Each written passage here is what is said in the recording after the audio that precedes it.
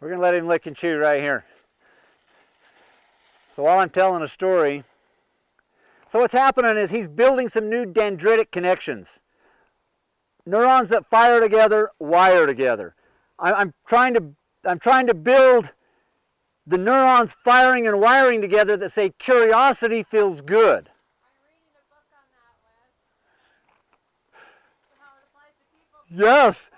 We have the same mammalian brain. We just have this superiorly advanced prefrontal cortex that we screw shit up with. So, right, I want to reward behavior. Make it a habit, right? So that when he's in a similar situation, he's like, curiosity's always felt pretty good. Let me go to that. Because Mother Nature says, caution will feel a hell of a lot better. Turn and run a quarter mile and I'll reward you over there. We're just going to do it opposite. Stand here, be curious, and you'll feel good.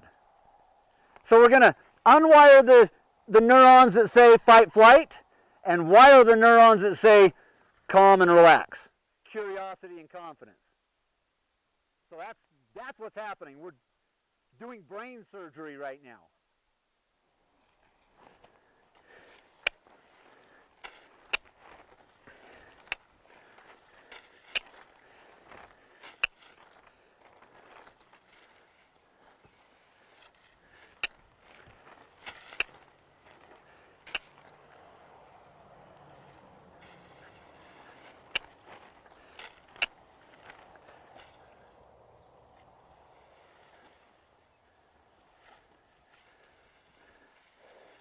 See me giving him release, giving him time to find mental relief, wait for him to do what?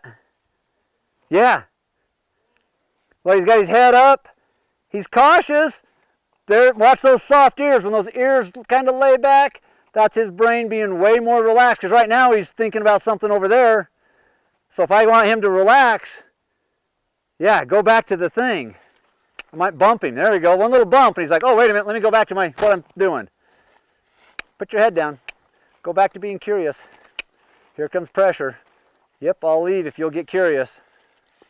Nope, you got to be curious, and I'll leave. Yep, I'll leave if you'll be curious.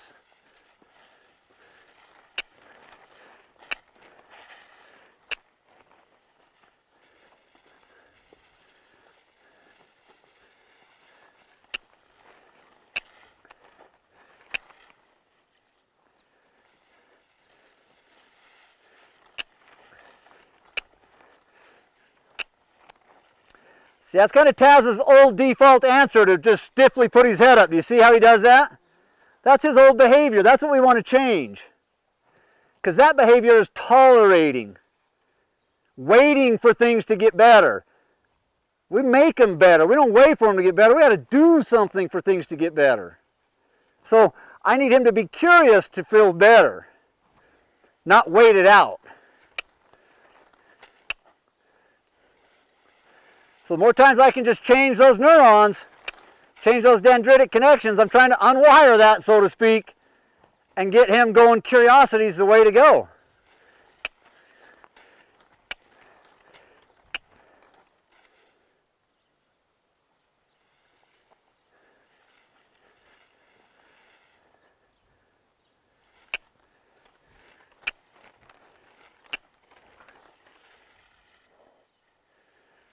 So Taz is just bouncing back and forth between his old beliefs and some new ones that we just got started.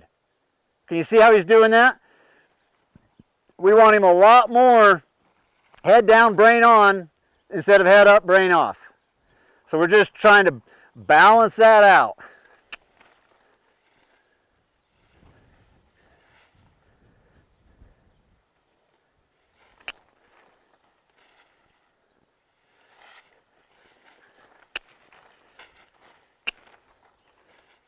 So we set this up yesterday.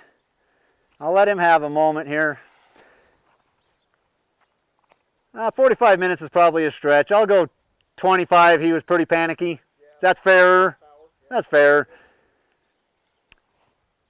25 minutes. Tried to jump the fence 3 times. And today, in Are we at 15 minutes? Right at, just shy of. So 15 minutes, we're standing on the tarp, engaged, curious, mostly relaxed. It's a hell of a big change. But it was almost an hour to get him to stand on the tarp yesterday. Yeah. He didn't get on the tarp until closer to the 2 hour. Yeah, he would walk on it, but we couldn't get him to stand on it until at the 2 hour mark or maybe a little more. We sat and played this game, trying to break apart those old beliefs. Get that out, try something new, and then let him reward himself for something new.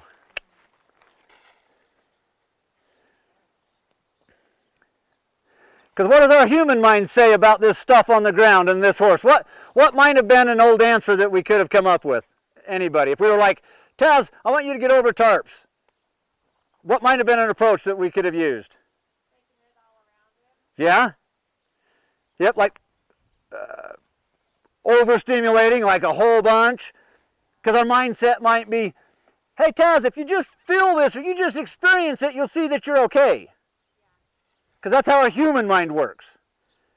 His mind thinks he's going to die. You know, the way I was been taught was that you keep taking it as soon as he stops, and you stop and give him a break from that, because it didn't go into.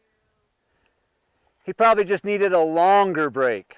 I think you're on the right course, but if we're not waiting for him to down-regulate and get that dopamine and serotonin down, relaxing, he might stop doing the thing and just hold there, and we're like, okay, great, he stopped moving. And then what is our Western horsemanship, natural horsemanship? We got to do the other side. Yeah. So we finish here, we pause for 1.2 seconds, go do the other side. Yeah. So now our horse is all mentally freaked and stressed about this, and then we come over and do it times 10. And then we go back over here. We're just breaking, we're doing the same thing, we're just allowing the mental relief, the chemical change to happen. That's where learning happens. Learning happens in the change. Not on the way up, starts on the way down, but how long are they in that change of behavior? So the longer I can get him engaged, the more he'll learn. And the teaching to be curious, that's a new concept. Yes. Teach, absolutely, because if he can come up on something on the trail and see it and go, whew, what's that? And then want to be curious, Or maybe for me to recognize that's what's going on. instead of seeing it and go, I think we should leave. We just want to break that thought apart, that behavior, and do something different. All right, Taz. I want to point out that while you were telling that story, he licked your shoe. All right. Story time is good. The more Mark and I tell stories, the more we notice the horse licks and chews, because I'm not over here doing my thing. It's like stop and tell a story. Mark, tell me a story right now, right? If I can see Mark struggling with something, I'm like, tell me a story. Guarantee it'll help. What if you put all kinds of things in here, brought the horse in, left them in there, and maybe put food in different places that they had to go past that stuff to get to the food?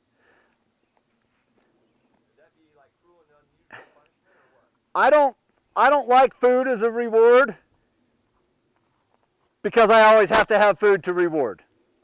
What if you didn't put the food, but you just put them in there for a long period of time? Having stuff in here would be great because it would foster some curiosity. And I love doing that. A lot of times this round pen looks like a freaking yard sale. I've seen that. Yeah. And so they'll be distracted by all of that, but they'll pick what's the most important thing to worry about. And it'll be me most likely because I'm the one in here asking them to do some stuff. I mean, like, what if you left them in there for a week? It would help, but what's even more than that is if I can talk him into it, me and him in a relationship. Because he can do it on his own. Having stuff in here is no different than a freaking fence. You put a Mustang in a pen, they're like, what? They're going to go check the fence out, but that doesn't make them calm. So we can have a bunch of stuff in here, they would check it out, and that would foster some curiosity. But if we can't do it in a partnership, through communication, it just doesn't have the same value. Right. Well, if you're out on a trail and you come across an obstacle, now you can talk to them about it. You guys have, we've got tools. Pressure, release, and seek mental relief. If he just does it all by himself in here, we get out on the trail, he has no relationship value to look to me for leadership. All I've ever done is say, go, go, go, go, go. We've never worked through some problems. So working through it together is 1,000 times more than hanging tarps all over his pen to get him unafraid of tarps. That's great for him and his pen, but now I'm out on a trail ride and a plastic sack blows by. We don't have a relationship to deal with that. Yeah, so if I can get the relationship, bring on, man. Come land a helicopter out there. Me and Taz will own it because we have a relationship. You don't know what you have until you have it under pressure. So having stuff in a round pen on your horse isn't, you have that under pressure. Take all of that, put it out on a trail ride, get in the saddle and risk your life and go right into that. Then you'll find out what you really have. Relationship. Does that make, and that's what we're building here with Taz.